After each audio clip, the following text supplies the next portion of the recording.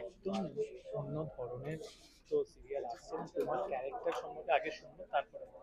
আমার ক্যারেক্টারটার নাম হচ্ছে রুক্মিণী। আমি এখানে কৃষ্ণের লাভ ইন্টারেস্ট প্লে করছি, এবং যেটা আদিকাল থেকেই হয়ে এসেছে, রুক্মিণী কখনো কৃষ্ণকে পায়নি, কিন্তু এইখানে যেন আমি কৃষ্ণকে পাই সেই জন্য আমি যথাসাধ্য চেষ্টা করে যাব। এবং এই ক্যারেক্টারটা অসাধারণ। আমি মডার্ন ক্যারেক্টার আগে প্লে করেছি, আমি গ্রে শেড নেগেটিভ শেড আগে প্লে করেছি, কিন্তু আমাদের প্রজেক্ট এত অন্য ধরনের একটা প্রজেক্ট, এবং আমাদের ক্যারেক্টারের ফাউন্ডেশনগুলো এত আলাদা। এবং এখানে অনেকগুলো ক্যারেক্টার আছে, কিন্তু তোমরা যখন সিরিয়ালটা দেখবে দেখবে কোনো ক্যারেক্টারের সাথে কোনো ক্যারেক্টারের সিমিলারিটি নেই। প্রত্যেকটা আলাদা আলাদা ক্যারেক্টার, প্রত্যেকটা ক্যারেক্টারের আলাদা আলাদা জার্নি। তো সেটা প্লে করতে অসাধারণ লাগছে।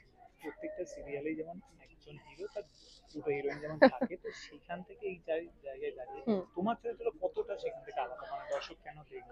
অন্য সময় অন্য সিরিয়ালে যেটা হয় সেটা হচ্ছে আদার উমেন যে হয় সে পরে আসে।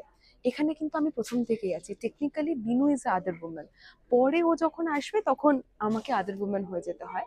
এবং আমি কিন্তু কোনোভাবে কৃষের সাথে টাকা পয়সা বা অন্য কিছুর জন্য নেই। আমি কৃষের সাথে আছি বিকজ কৃষকে আমি ভালোবাসি, তাই ওর সাথে আমি একটা সংসার করতে চাই বলে। এবং সেখানে কিন্তু আমার কোনো অন্যরকম ম্যানিপুলেটিভ ফিলিংস নেই কৃষের জন্য। কিন্তু যখন গল্পের পরিপ্রেক্ষিতে বিনু আসে, তখন রুক্মিণী কৃষের জন্য অনেক কিছু অন্যরকম ভাবে করতে শুরু করে, যেটা হয়তো ও ও কখনো ভাবেনি। বিকজ এই পুরো ব্যাপারটা খুব আনএক্সপেক্টেড ছিল ফর রুক্মিণী যে এইগুলো হবে। তো সেগুলো হয়েছে, এবং বাকিটা তো বৃন্দাবন ও বিলাসিনী দেখতে হবে। আচ্ছা, দেখতেই পাচ্ছি একটা ঠাকুরের একটা ইয়ে আছে। প্রিয়াকে যদি জিজ্ঞেস করা হয়, সে কতটা ঠাকুর ভক্ত? আমি প্রচন্ড ঠাকুর ভক্ত, আমি খুবই স্পিরিচুয়াল, কিন্তু আমি পার্টিকুলার কোনো ঠাকুরে বা কোনো ধর্মে বিশ্বাস করি না। আমি এটা বিশ্বাস করি যে ওপর থেকে একজন আছে যে আমাদের দেখছে, এবং প্রবাবলি তার নাম ভগবান। আচ্ছা, বন্ডিং কতটা জমবে এই কদিনে? ওফ, বন্ডিং মানে আমি তোমাকে বলছি, আমরা হয়তো 7 দিনও একসাথে কাজ করিনি সবাই মিলে, কিন্তু তোমরা যদি কোনোদিন আমাদের মেকআপ রুমে আসো, তোমরা ভাববে এটা একটা ফ্যামিলি। এরা হয়তো 1 বছর সিরিয়ালটা করে ফেলেছে, বা হয়তো আগে থেকে একে অপরকে চেনে, বা খুব ভালো বন্ধু। এত ভালো ইউনিট, টাচুর টাচুর টাচুর, এত ভালো ইউনিট, সবাই এত পজিটিভ, এত ভালো। এবং কিছুটা ক্রেডিট তো অবভিয়াসলি আমাদের প্রোডাকশনের প্রডিউসার্সদের।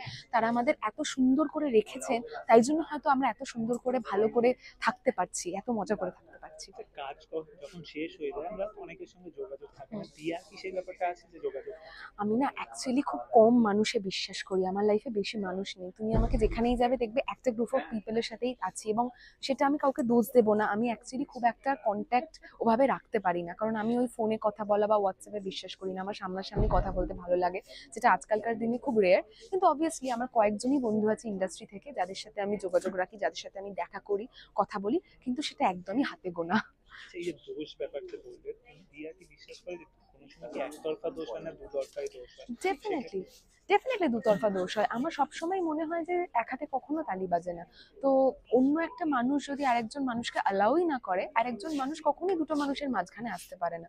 তো যতটা নয় আদার পার্সনটার দোষ, তার থেকে অনেক বেশি দোষ তোমার ওই নিজের মানুষটার, যে সেই মানুষটা অন্য মানুষটাকে অ্যালাউ করেছে। তো তার বেশি দোষ প্রবাবলি।